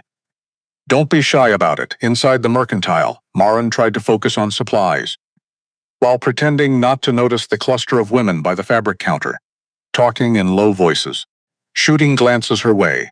The shopkeeper, Mr. Henderson, was friendly enough, helping her find items on her list, making suggestions about quantities. You'll want extra flour come January, Mrs. Thorne, and dried beans, rice, coffee. Gets hard to make it to town once the snow starts. As Marin was examining different grades of coffee, a voice spoke behind her. So you're the new Mrs. Thorne. Marin turned, a woman about her age, blonde, pretty, with calculating blue eyes. Yes, Marin Thorne, Lydia Ashford. My father owns the ranch adjacent to Ezra's. We've known each other since childhood. The emphasis on childhood was deliberate. Such a surprise when we heard Ezra had married. He's always been so. Particular, Lydia. Ezra's voice was cold as he appeared at Marin's elbow. I see you've met my wife. I was just welcoming her to Red Mesa, Lydia said with a smile that didn't reach her eyes. It must be quite an adjustment. Coming from civilization to this rough country. Marin's doing fine, Ezra said shortly. If you'll excuse us, he steered Marin away. His hand firm on her elbow. Once they were out of shot, Marin spoke quietly. She's very pretty, she's very tiresome. Ezra handed the shopkeeper his list. We'll take all of this, Henderson. Have it loaded in my wagon? Outside, they ran into Pastor Miller, who greeted them warmly. Marin, Ezra. How are you settling in, my dear? Very well, thank you, Pastor. Wonderful. Wonderful. You must come to the church social next month. Good way to meet people. Make friends. He lowered his voice conspiratorially. Don't let the town gossips bother you. They mean well, mostly. Just curious. After the pastor moved on, Ezra took Marin to a small restaurant. The place was crowded with Saturday diners, and Marin felt conspicuous as they found a table. More whispers, more stares. She kept her chin up, refused to let them see how much it bothered her. A man approached their table, tall, well-dressed, with an oily smile that made Marin's skin crawl. Ezra Thorne. Heard you finally took a wife. Martin Dalton. Ezra's tone was arctic. The man extended his hand to Marin. Welcome to Red Mesa, Mrs. Thorne. I'm Martin Dalton. I own the bank here. Thank you, Marin said, reluctantly shaking his hand. Dalton. Ezra's voice held a warning. We're trying to have a meal, of course. Of course. Just wanted to congratulate you. And to mention. My offer on your south section still stands. Prime grazing land. And I'm willing to pay top dollar. Not interested. Everything's for sale at the right price, Ezra. Think about it. Dalton tipped his hat at Marin and moved away. Who is that? Marin asked. Martin Dalton owns the bank and half the businesses in town. He's been trying to buy up ranch land for years. Wants to consolidate it all under his control. Ezra's jaw was tight. My father used to say Dalton would sell his own mother if the price was right. The rest of the meal was tense. Ezra clearly irritated by the encounter. As they left the restaurant, they nearly collided with Lydia Ashford again, this time accompanied by an older couple, who could only be her parents. Ezra, Mrs. Ashford gushed. We simply must have you and your new bride over for dinner soon. It's been too long since we've seen you socially. We appreciate the offer, Mrs. Ashford. But we're quite busy with ranch work. Nonsense. Everyone needs to socialize. How about next Sunday after church? Nothing fancy. Just a neighborly meal. Marin could see Ezra searching for a polite refusal. So she spoke up. That would be lovely, Mrs. Ashford. Thank you for the invitation. Ezra shot her a look. But he couldn't contradict her without being rude. Sunday then, on the ride home he was silent for several miles. Finally, he said, You didn't have to accept that invitation. The Ashfords are. I know Lydia wants you for herself. And her parents probably encouraged it for years. Marin kept her eyes on the road ahead. But we're married now, and I'm not going to hide away because some people are disappointed by your choice. Ezra was quiet for another mile, then surprising her, he said, You handled today well. The gossip, the stares, all of it. Held your head up. What choice did I have? You could have fallen apart. Some women would have. I'm not some women. The words came out sharper than she intended. I've spent my whole life being looked at and found wanting, Ezra. The women of Red Mesa aren't any harder to face than my own sisters. He glanced at her, something shifting in his expression. Your sisters? You never talk about your family. There's not much to say. I have 3 beautiful sisters who never let me forget I wasn't. A father who saw me as a disappointment and a burden. A mother who loved me but didn't quite know what to do with me. Marin shrugged. They sent me here as a joke. Did you know that? They filled out the application to humiliate me, to make me a laughingstock. Ezra's hands tightened on the reins, I wondered. The letter was too flowery. Didn't match the honesty in your photograph. What honesty? In your eyes. He was quiet for a moment. Most people lie with their eyes. Put on whatever face they think the world wants to see. But your eyes in that photograph, they looked tired, sad, real. Like someone who'd stopped pretending. Marin blinked back sudden tears. No one had ever said anything like that about her before. No one had ever looked at her and seen past the plain surface that sucked it to anything underneath. I thought you were just desperate, she admitted. Willing to take anyone. Even me, I was desperate, Ezra said bluntly. But not for just anyone. For someone who understood that life isn't a romantic fairy tale. For a partner. Not an ornament, he paused. Your letter might have been a lie. But your eyes told the truth. So I took a chance. They rode in silence for a while. The mountains purple against the evening sky, the air cooling as the sun descended. Finally, Marin said, for what it's worth. I'm glad they played that joke. I'm glad I'm here. Ezra looked at her, really looked at her, and something in his expression softened. Yeah, he said quietly. Me too. It was a small moment. A tiny crack in the walls he'd built.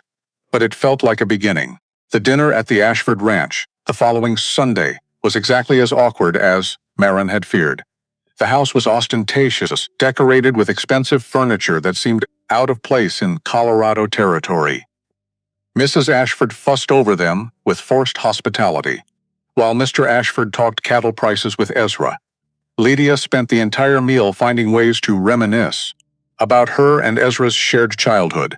Remember the summer dance when we were 16, Ezra? You were so gallant. Fetching me lemonade every time my glass was empty. I don't recall, Ezra said flatly. Oh, but you must.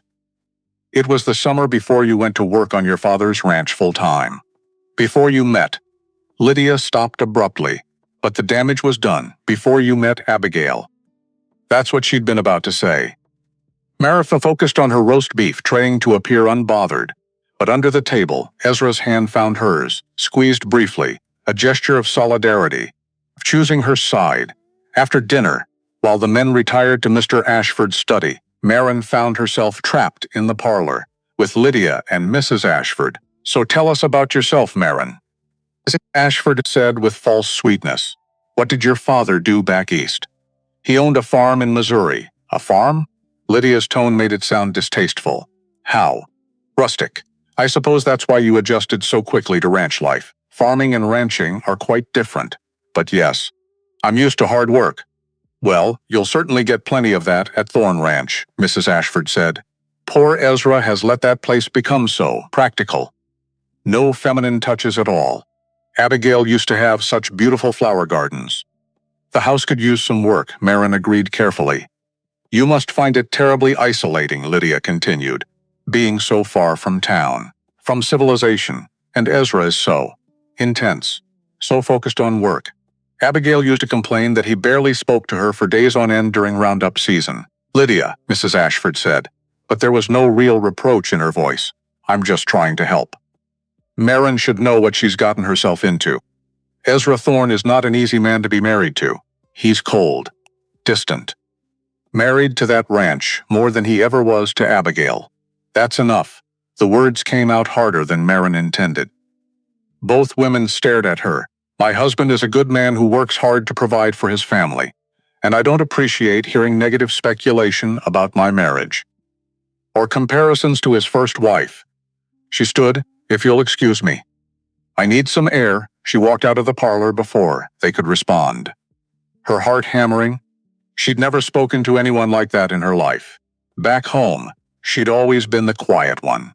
The one who absorbed insults and moved on. But she wasn't that person anymore. She found Ezra in the front hall, clearly looking for her. Ready to go?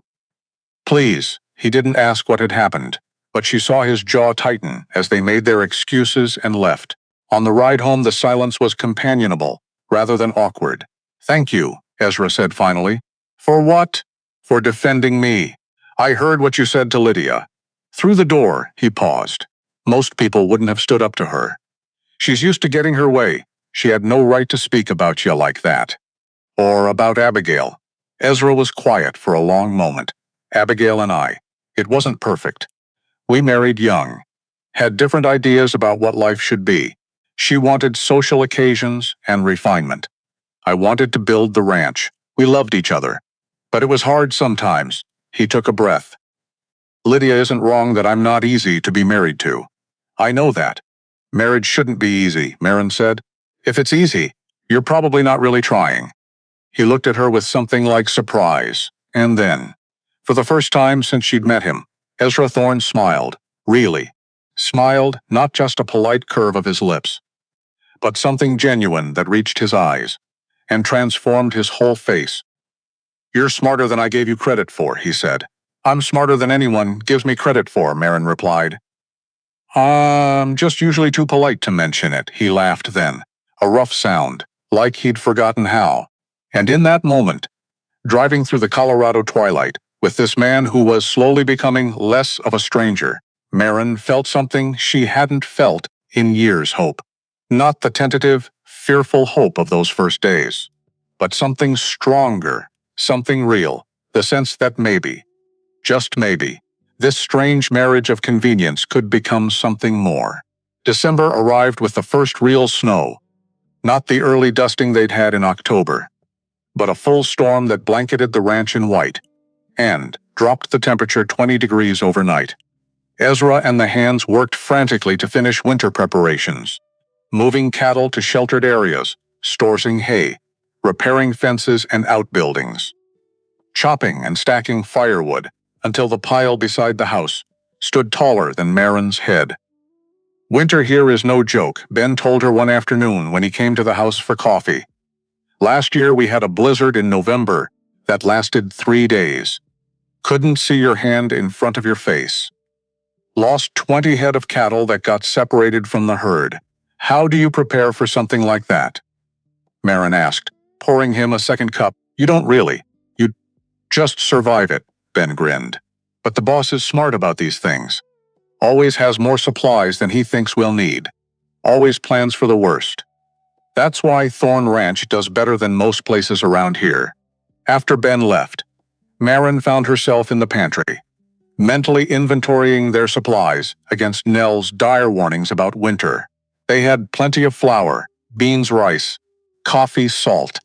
The root cellar was full of potatoes, carrots, onions, turnips, preserved vegetables, and fruits lined the shelves. Meat wouldn't be a problem with cattle right outside. But still, the thought of being snowed in for days or weeks made her anxious. What if something happened? What if Josiah got sick? What if you're worrying? Ezra's voice came from behind her. "I can see it in your shoulders," Marin turned. "Ben told me of last year's blizzard." "It sounds terrifying." It was. Ezra leaned against the doorframe. "But we made it through. We always do." He paused. "Having you here will make it easier." Actually, Abigail used to panic during bad storms. Made everything harder.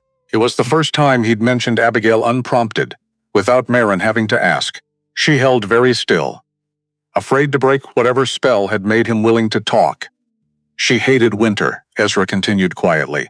"Hated being isolated, cut off from town. Used to beg me to take her to her parents' house for the season. But I couldn't leave the ranch." His expression was distant, painful. "Our last winter together. She barely spoke to me. Just stared out the windows like she was in prison." "That must have been hard," Marin said softly. "It was my fault. I knew she wasn't built for this life.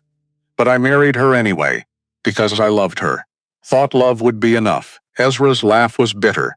"Turns out love isn't enough when you're fundamentally mismatched." She was miserable. I was frustrated, and we just hurt each other.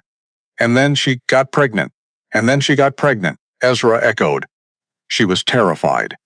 Begged me to take her to Denver for the birth. To a real hospital. But I thought she was overreacting. Thought women had been giving birth on ranches forever. Thought the local midwife was good enough. His voice cracked slightly. I was wrong. Marin crossed the small space between them. Without thinking, took his hand. He looked down at their joined hands with something like surprise. It wasn't your fault, she said firmly. Women die in childbirth in hospitals too. You couldn't have known. I should have listened to her. Should have put her fears above my convenience. Ezra's fingers tightened around hers. I've spent 5 years telling myself I did everything I could. But the truth is, I chose the ranch over her, and she died for it. You can't know that, Marin insisted. You can't carry that guilt forever, Ezra. How do you know what I should or shouldn't carry? The question wasn't hostile, just genuinely curious, because nobody who loves someone wants them to spend their whole life drowning in guilt. She would want you to be happy, to give Josiah a real home, not a mausoleum. To move forward, Ezra stared at her, his gray eyes intense in the dim pantry light. For a moment, Marin thought he might pull away, might retreat behind his walls, but instead he pulled her closer, wrapped his arms around her in a fierce embrace that took her breath away. He held her like someone drowning holds a lifeline, his face buried in her hair, his breath ragged against her neck. Marin stood frozen for a heartbeat, then slowly wrapped her arms around him, feeling the tension in his shoulders. The barely controlled trembling that spoke of years of held-back emotion. I'm tired, he whispered against her hair. I'm so tired of being angry at myself. Then stop, Marin said simply. Choose something else. Choose to be here now, with me and Josiah. Choose to build something new instead of protecting something dead. They stood like that for a long time, holding each other in the pantry, while afternoon light slanted through the high window. It wasn't romantic, exactly. It was rarer than that, more honest. Two damaged people recognizing each other's scars, and choosing not to look away. When Ezra finally pulled back, his eyes were red, but clearer somehow, like something had broken free inside him. Thank you, he said roughly. For what? For not being afraid of the truth. For saying what needs to be said. He touched her face gently, his calloused thumb brushing her cheek. You're stronger than you look, Marin. I've had to be, she said. And he nodded, like he understood. After that day, something shifted between them. Ezra stopped disappearing into his study every evening. Instead, he'd sit in the parlor while Marin sewed or read, sometimes talking, sometimes in comfortable silence.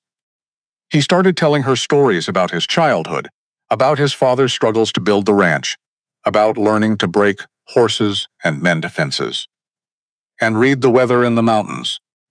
Marin told him about her life too, about growing up in her sister's shadows, about her grandmother, who'd been the only one to see her as more than a disappointment, about the small rebellions that had kept her sane. In a house where she was always wrong. Your sisters sound terrible, Ezra said one evening. They're not terrible exactly, just thoughtless. They never meant to be cruel. They just never thought about how their words affected me. Marin set down her mending. I used to be so angry at them. But now I'm grateful. If they hadn't played that joke, I'd never have come here. You really mean that? Yes, and she realized it was true. Whatever hardships this life brought, it was hers in a way her old life never had been. Here she mattered. Here she was building something real. Ezra reached across the space between their chairs, took her hand, a gesture that had become familiar over the past weeks. They sat like that, hands linked, watching the fire burn down to embers. And Marin felt a contentment she'd never known before. Not happiness exactly, not yet, but the possibility of it, the sense that maybe, just maybe, this practical arrangement could transform into something more. The big storm hit in mid-December. The sky turned the color of old bruises, and the temperature dropped 20 degrees in an hour.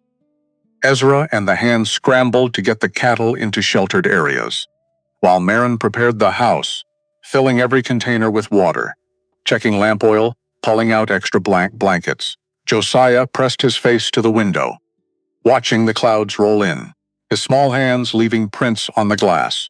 Marin came up behind him, rested her hand on his shoulder. He looked up at her, a question in his eyes. "It's going to storm," she said gently. "Maybe for a few days. But we're prepared." "We'll be safe inside," he nodded, trusting, and returned to watching the sky. The snow started at dusk, big, heavy flakes that quickly turned the world white. By the time Ezra and the hands came in for supper, visibility was down to a few feet. The men ate quickly. Then Ben and the others headed to the bunkhouse, while Ezra secured the barn and checked on the livestock one more time. Marin had hot water ready when he came in. Snow crusted on his coat and hat, his face red from cold. "It's bad," he said, strapping off his outer layers. Going to be a long night. They stayed up late, feeding the fire, listening to the wind howl around the house. Josiah had fallen asleep on the sofa, and Ezra carried him up to bed while Marin banked the coals and locked the doors. When she went upstairs, she found Ezra standing in the hallway, looking lost. "What is it?" she asked. "This is the first major storm since Abigail." His voice was quiet. "I keep waiting to hear her pacing, worrying, making herself sick with fear." "I'm not Abigail," Marin said gently. "No," Ezra agreed, "you're not." He looked at her, and something in his expression made her breath catch. "You're here. You're steady. You're exactly what I needed." Even though I didn't know it, the words hung between them, whited with meaning. Marin's heart hammered against her ribs. They'd been married for 2 months. But it had been a marriage of convenience, of separate bedrooms and careful distance.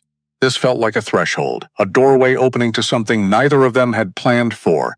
"Ezra," she started, but he closed the distance between them, his hands coming up to frame her face. "Tell me if you don't want this," he said, his voice rough. "Tell me now. Because I'm trying real hard to be a gentleman." "But, Marin, She kissed him. It was impulsive, clumsy, and nothing like the chaste peck they'd shared at their wedding. This was need. Wanting, two lonely people reaching for something real. Ezra made a sound low in his throat and pulled her closer, deepening the kiss. And Marin felt something break open inside her chest. Something that had been locked away for so long, she'd forgotten it existed. When they finally broke apart, both breathing hard, Ezra rested his forehead against hers. "I don't want you to think this is just because we're stuck in a storm together, or because I'm lonely." "Or, I don't," Marin said. "I know what this is, yeah?" His hands were still in her hair. "What is it?" "A choice. We're choosing each other, Ezra." Finally, she smiled up at him. "We did this marriage backward. Wedding first, everything else after. But maybe that's okay. Maybe that's better even." Ezra kissed her again, slower this time, with a tenderness that made her eyes sting with unexpected tears. "Come to bed with me," he whispered against her lips. "Not because you have to, because you want to, because we're building something here, you and me. And I want," he broke off, struggling for words. "I want that too," Marin said simply, hand in hand. They walked to his room, their room now. Outside, the storm raged against the house, burying the world in snow. But inside, in the warmth and the darkness, Marin and Ezra finally became the partners they'd promised to be, not perfectly, not without awkwardness and uncertainty, but with honesty and care, and the beginnings of something that felt dangerously close to love. Afterward, lying in Ezra's arms while the wind howled outside, Marin felt him trace the ring on her finger, Abigail's ring, which had become hers. "I need to tell you something," Ezra said quietly, "about Abigail, about why I really advertised for a wife." Marin stayed quiet, letting him speak in his own time. "Everyone thinks I loved Abigail so much I couldn't move on. And I did love her, but..." He took a shaky breath. "The truth is, by the time she died, we'd made each other miserable. We'd stopped sharing a bed months before she got pregnant, barely spoke except to argue. I was relieved when she stayed with her parents that winter. And I think she was relieved to be away from me, Ezra. Let me finish." His arms tightened around her when she died. "I felt guilty, but I also felt free, and that made the guilt even worse. What kind of man feels free when his wife dies? What kind of monster? A human one?" Marin interrupted firmly. "A human being trapped in an unhappy situation. Feeling relieved doesn't mean you didn't love her. It doesn't make you a monster. I spent 5 years punishing myself, refusing to let anyone close, refusing to move forward, building walls so high nobody could climb them. He turned to look at her in the darkness, and then you showed up. Plain, honest Marin, who didn't expect anything except respect and hard work, who looked at me and saw past all my defenses, to the man I used to be, the man I wanted to be again. I'm not special, Marin whispered. You're exactly what I needed. Ezra kissed her forehead, her cheek, her lips. You're patient and strong. And you don't ask me to be anything I'm not. You make this house feel like a home again. You make Josiah laugh. You make me remember that life is supposed to be more than just surviving. Marin felt tears slip down her temples. Nobody had ever said anything like this to her before. Nobody had ever seen her as essential, as important, as valued. I'm falling in love with you, Ezra said, into the darkness. I know that wasn't the deal. I said this was just practical. But I can't help it.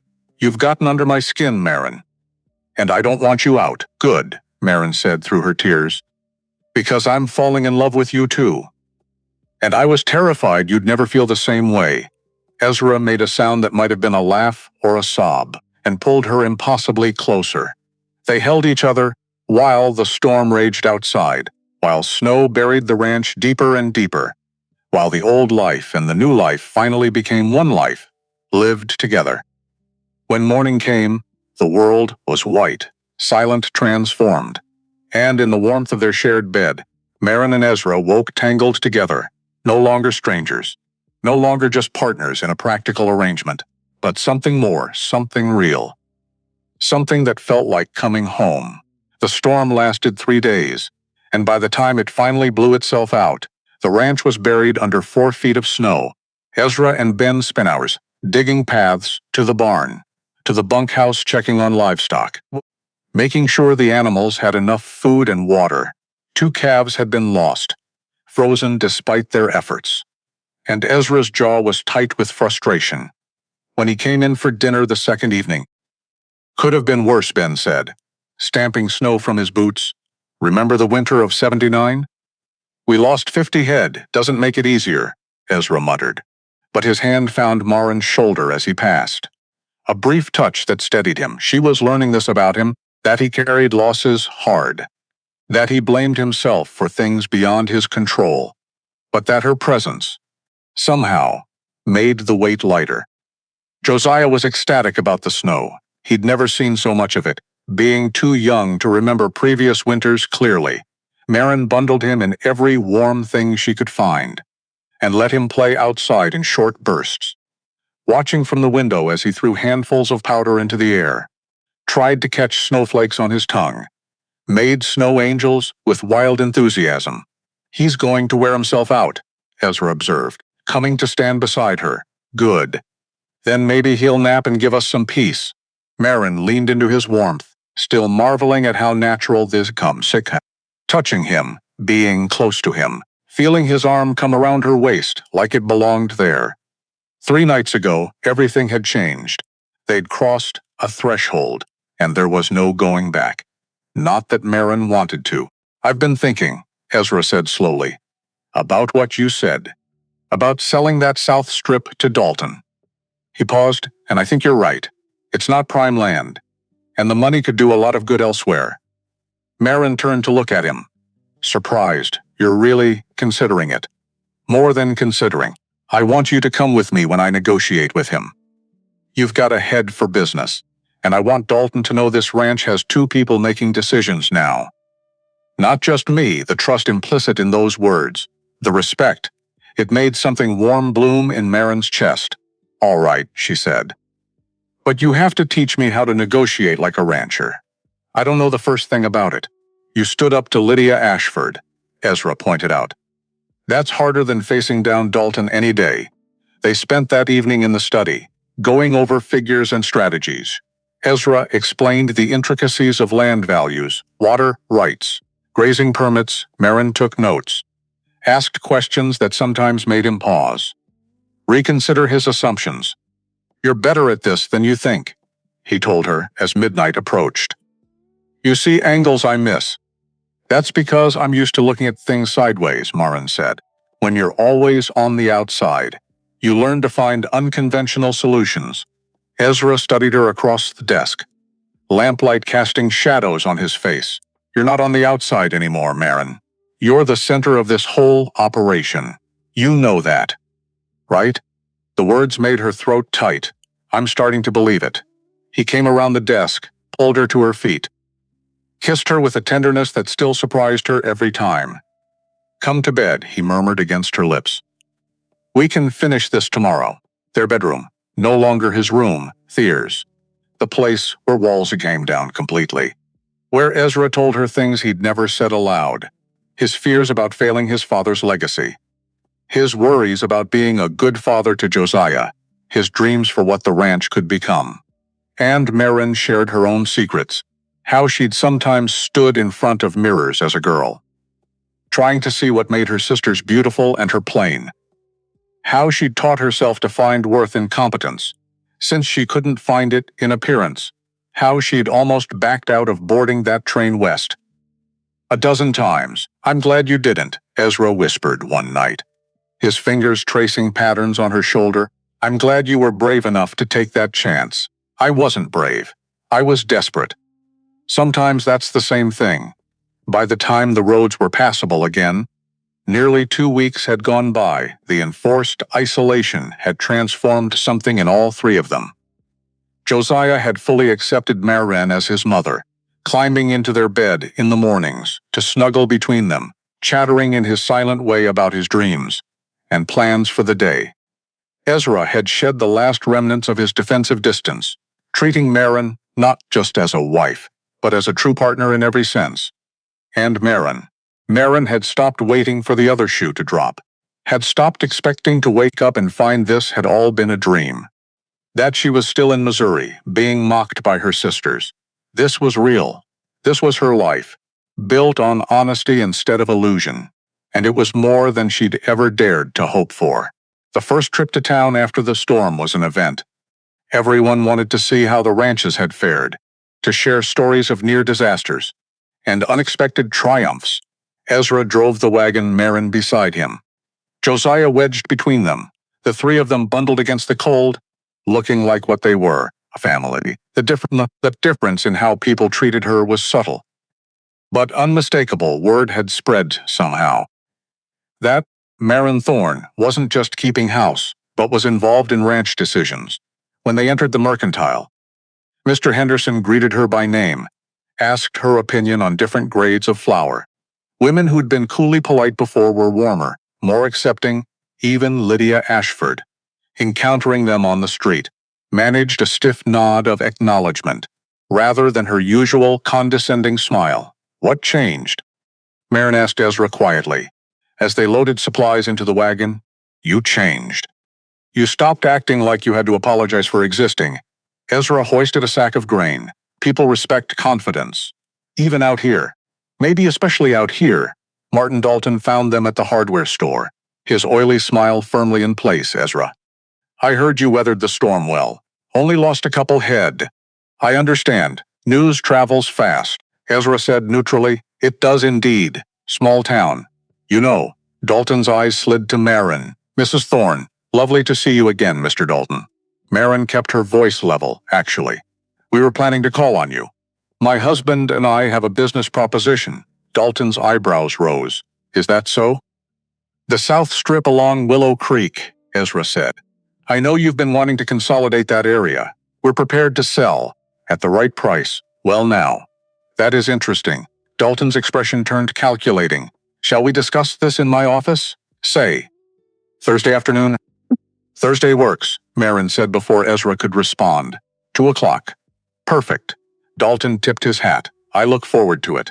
After he walked away, Ezra squeezed Marin's hand. Look at you.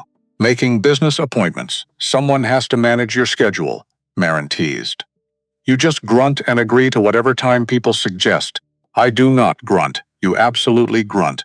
Ben does an excellent impression, Ezra laughed. That rough sound she'd come to love, and pulled her close right there on the street, not caring who saw. Your trouble, Marin Thorne, you married me, she pointed out. Best decision I ever made. Thursday's meeting with Dalton went better than expected. Marin had spent the intervening days researching land values, talking to Nell about local property sales, even casually questioning Pastor Miller about Dalton's recent purchases. By the time they sat down in Dalton's ostentatious office, she knew exactly what that strip of land was worth to him. Dalton started with a lowball offer. As expected, Ezra began to counter, but Marin put a hand on his arm. "Mr. Dalton," she said pleasantly, "that land connects your two largest parcels and gives you direct water access year-round. It's worth at least double what you're offering." "And we both know it." Dalton's eyes narrowed. "Mrs. Thorne, perhaps you don't understand land values in this territory. I understand them perfectly. I also understand you're trying to consolidate holdings before the railroad expansion next year. That land becomes significantly more valuable once the rails come through." She smiled sweetly. "We can either negotiate a fair price now, or we can wait and see what other buyers might offer." Once the railroad announces its route, Ezra was very still beside her, but she could feel his approval radiating through the contact of their arms. Dalton stared at her for a long moment, then laughed. "Well played, Mrs. Thorne. I see Ezra's found himself quite a partner." He named a new figure, much closer to their target price. They haggled for another 20 minutes. Marin, holding firm, while Ezra backed her up until they reached an agreement that was actually favorable to the ranch. Dalton drew up papers on the spot, and they left his office with a bank draft that would fund the irrigation improvements Marin had suggested weeks ago. "That was incredible," Ezra said as soon as they were outside. "Where did you learn to negotiate like that?" "I didn't. I just paid attention to what you've been teaching me, and I used the same skills I'd developed dealing with my sisters. Reading people, finding their pressure points, staying calm when they try to intimidate you." Marin tucked the bank draft carefully into her reticule. "Dalton thought he could dismiss me because I'm a woman. That was his mistake." Ezra stopped walking, pulled her into his arms right there on the sidewalk, kissed her thoroughly despite the scandalized looks from passing townspeople. "Have I mentioned lately that I love you?" "Not since this morning," Marin said breathlessly. "Well, I do. You're brilliant and fierce, and you make me better than I am alone." He kissed her again. "Come on. Let's go home, home." The word settled over Marin like a warm blanket. Thorn Ranch was home now. Truly, completely, not just a place she lived, but a place she belonged. Winter deepened its grip on the territory. More storms came, though none as severe as that first one. The ranch settled into a different rhythm, smaller tasks, indoor work, long evenings by the fire. Ezra taught Marin to play chess, and she beat him within a month. Much to his mock outrage, Josiah learned through simple words, proud of every small accomplishment, his vocabulary expanding daily. Though still only in writing, never spoken. Letters arrived from Missouri in early February. Marin's mother wrote regularly now, sharing news, asking questions about ranch life with genuine interest. Her father's single letter was stiff and formal, but included a sentence that made Marin's throat tight. "I am pleased to hear you have found your place in the world."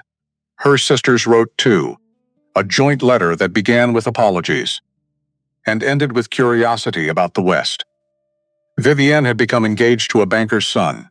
Cordelia was being courted by 3 different men and couldn't decide between them. Lillian asked if there were any eligible ranchers in Colorado Territory, as she was dreadfully bored with Missouri society. "Your sisters want to visit next summer," Ezra observed, reading over her shoulder. "Would you mind?" "It's your home too, Marin." "Invite whoever you want," he paused, "though I admit, I'm curious to meet these women who were foolish enough to think they were better than you. They were beautiful. Are beautiful, so are you." Ezra turned her to face him. "When are you going to believe that?" "I'm not beautiful, Ezra. I've accepted that. But I'm valuable anyway. And that's better, you're wrong." He cupped her face in his work-roughened hands. "You're beautiful because you're real. Because you're strong and smart and kind. Because when you smile at Josiah, your whole face lights up. because when you're thinking hard about something, you bite your bottom lip just a little. He kissed her gently, because you make this house feel alive. I see you, Marin, all of you, and you're the most beautiful thing I've ever known. Tears slipped down her cheeks. You're just saying that, because you love me. I love you, because it's true. March arrived with a whisper of spring. The snow began to melt, revealing brown grass beneath, and the promise of green to come. One morning, Marin woke feeling strange, slightly dizzy, faintly nauseous. She blamed it on something she'd eaten, and went about her day. But the feeling persisted. By the third morning, realization began to dawn. She waited another week, to be sure. Then another week trying to figure out how to tell Ezra. She was excited, but also terrified. Memories of Abigail's death haunted the edges of her happiness.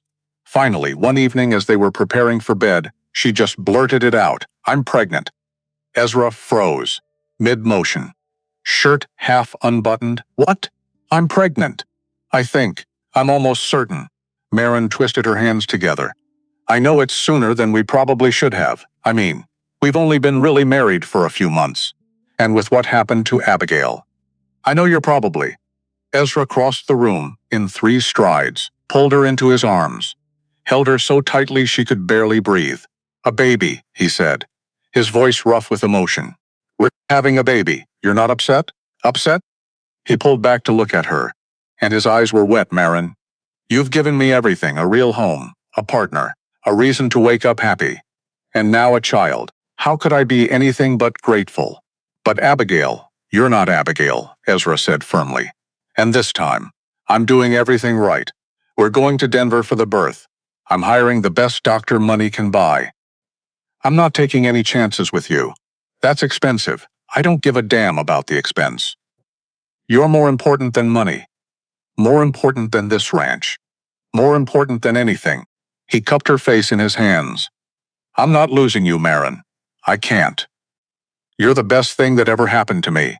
His intensity should have been frightening, but instead it made Marin feel safe, protected, cherished in a way she'd never experienced before. I'm scared, she admitted. Me too. But we'll be scared together, and we'll get through it together. Ezra kissed her forehead, her cheeks, her lips. You're strong. Remember? Strong enough to cross the country alone. Strong enough to build a life from nothing. Strong enough to handle anything. That night they lay awake, talking about the future, about names and nurseries, about whether Josiah would be excited or jealous, about all the ways their life was about to change again. Ezra kept one hand on Marin's still flat stomach, as if he could protect the tiny life growing there. Through sheer force of will, when they finally slept, it was tangled together, holding each other against the darkness and the fear and the beautiful uncertainty of what was coming. Josiah took the news with the enthusiasm only a 5-year-old could muster. He'd had a birthday in January, just family, but momentous because it marked another year of growth, another year closer to the boy he was becoming. A baby? He gestured wildly. Eyes bright. I'm going to be a big brother? Yes, Marin said, laughing despite her nerves. If that's all right with you? He nodded so vigorously his curls bounced. Then he did something that made Marin's breath catch. He placed both small hands on her stomach, gently, carefully, and his mouth moved, forming words. Silent, but clear. I'll protect you. That's what he was saying. Marin could read it on his lips. Ezra saw it too, pulled Josiah into a fierce hug. You're going to be the best big brother, he said roughly. I know it. The ranch hands were congratulations and concern in equal measure. Ben pulled Ezra aside one day, and Marin overheard their conversation. From the kitchen window, boss. You sure you want to be doing this?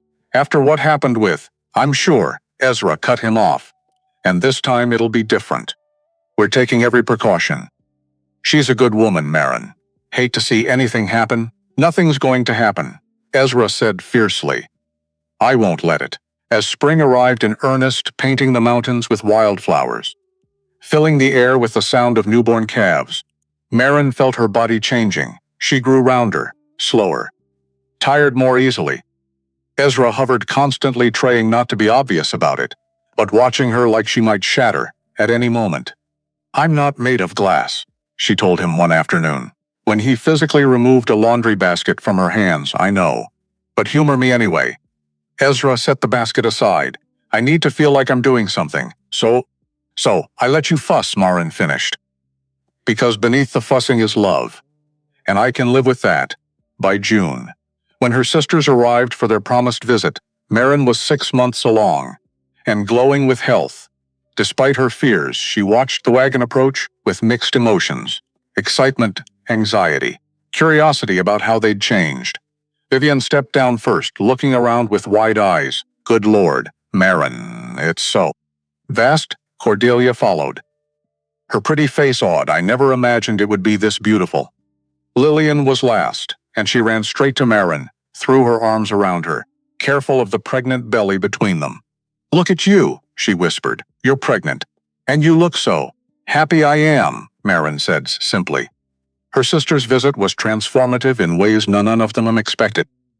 They threw themselves into ranch life with surprising enthusiasm, learning to gather eggs, help in the kitchen, listening with fascination as Marin explained ranch operations and cattle management. They were hopeless at most physical tasks, but they tried, and their genuine effort went a long way toward healing old wounds. One evening, as they sat on the porch watching the sunset, Vivian spoke quietly. "I'm sorry, Marin, for everything, for the joke, for all the years of making you feel small, for being too blind and selfish to see what was right in front of us. We thought we were so clever," Cordelia added, "sending you out here to be humiliated. But you weren't humiliated. You thrived. You became someone. Amazing, someone we should have seen all along," Lillian finished. Marin felt tears prick her eyes. "I forgave you a long time ago. That joke gave me this life. Ezra, Josiah, the ranch, all of it. I should be thanking you." "No," Vivienne said firmly. "You should never have needed that cruelty to find your worth. We robbed you of years of confidence, years of knowing you were valuable. That's not something to thank us for." They sat in silence for a moment, watching Ezra and Josiah in the distance. Working with one of the horses, Ezra looked up, caught Marin's eye, smiled. That rare, genuine smile that transformed his face. "He loves you," Cordelia observed. "Really loves you. Not just married because it's practical. Loves you. I love him too," Marin said. "More than I knew it was possible to love anyone." "You're lucky," Lillian said wistfully. "You found what most people spend their whole lives searching for." "I found it because I stopped searching," Marin corrected. "I stopped trying to be something I wasn't. Stopped apologizing for existing. Stopped measuring myself against impossible standards. And once I did that, I could see what was really valuable." Her sisters stayed for 2 weeks, and by the time they left, something had shifted. Between the four Bennett sisters, they would never be what they might have been if they'd grown up treating each other with kindness. But they'd found a new understanding, a fresh start built on honesty, instead of hierarchy. The summer passed in a golden haze. Marin's belly grew round and heavy, but she remained strong, healthy, defying all the fears that haunted them. Ezra kept his promise. As her time approached, they made the journey to Denver, leaving Josiah in Nessie's capable care. They took rooms in a hotel near the hospital, and Ezra hired not one but 2 doctors to attend the birth. When labor started on a cool September evening, exactly 1 year after their wedding, Ezra paced the hospital corridor like a caged animal. The doctors tried to send him away, but he refused to leave. Planted himself outside the birthing room door, with the immovable determination of a man who'd made a promise to himself. Inside, Marin labored through the night, thinking about Abigail, about all the women who'd come before, about the thin line between life and death that childbirth represented.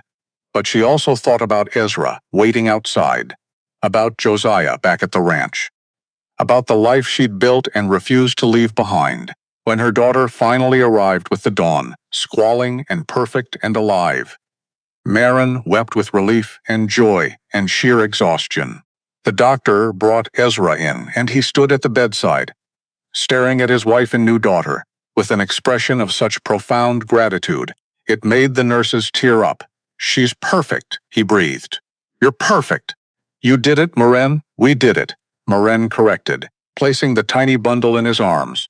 Together, they named her Abigail Grace, Abigail for the mother Josiah never knew.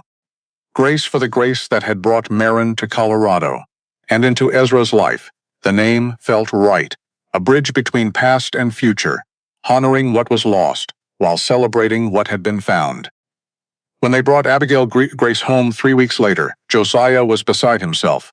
He'd helped Nello prepare the nursery, practiced being quiet, made a solemn vow to be the best big brother in all of Colorado Territory. The ranch hands lined up to meet the new addition, each one more awkward and sweet than the last. Ben carved a tiny wooden rattle. Pete presented a small blanket his wife had made. Sam offered a silver dollar. For her future, he said shyly. That night, with Abigail Grace sleeping in her cradle, and Josiah finally settled in his own bed, Maren and Ezra stood at the window, watching moonlight silver the landscape. Ezra's arms were around her from behind, his chin resting on her shoulder. "Thank you," he said softly. "For what?" "For being brave enough to get on that train. For giving me a second chance at everything. At love. At family. At being the man I wanted to be." He turned her to face him. "For seeing past the walls to the person underneath. For making this house a home. For giving me Josiah's laughter and Abigail Grace. And the best year of my life." "Just 1 year," Maren teased gently. "The first of many," Ezra amended. "The first of a lifetime." He kissed her then, slow and deep and full of promise. Outside, wind whispered through the grass. Night birds called to each other. Inside, their children slept safe and warm. And the house that had been so silent and sad just 1 year ago was full of life and love and hope. Maren thought about the girl she'd been, plain, overlooked, convinced of her own inadequacy. That girl had boarded a train west expecting humiliation, and had found transformation instead. She'd discovered that beauty wasn't about symmetrical features or golden hair. It was about being fully alive, fully yourself. She'd learned that love didn't require perfection. It required honesty, effort, and the courage to be vulnerable. She'd found that home wasn't a place you were born, but a place you created, brick by brick, choice by choice, with people who saw your worth even when you couldn't see it yourself. The mail-order bride who'd arrived in Colorado as a joke had become the heart of Thorn Ranch. The ugly daughter had discovered she was beautiful after all, not despite her plainness, but because of everything underneath it. The woman nobody wanted had become the woman someone couldn't live without. And as Ezra held her close, while moonlight painted their bedroom silver, as their daughter slept peacefully, and their son dreamed of horses and adventure, as the ranch settled in for the night all around them, Maren Thorne finally understood what her grandmother had tried to tell her. All those years ago, beauty wasn't something you were born with, it was something you became. When you stopped hiding and started living. When you stopped apologizing and started belonging. When you opened your heart to love and let someone love you back. Exactly as you were, she was enough. She had always been enough. She would always be enough. The ranch stretched out around them in the darkness. 3,000 acres of possibility and promise. The mountains stood sentinel in the distance, eternal and unchanging. The stars wheeled overhead in their ancient patterns. And in one ranch house, in Colorado Territory, in one bedroom, where moonlight slanted through the window, two people who'd started as strangers held each other close and marveled at the beautiful life they'd built, from honesty and hope, and the courage to take a chance on love. Together, forever home.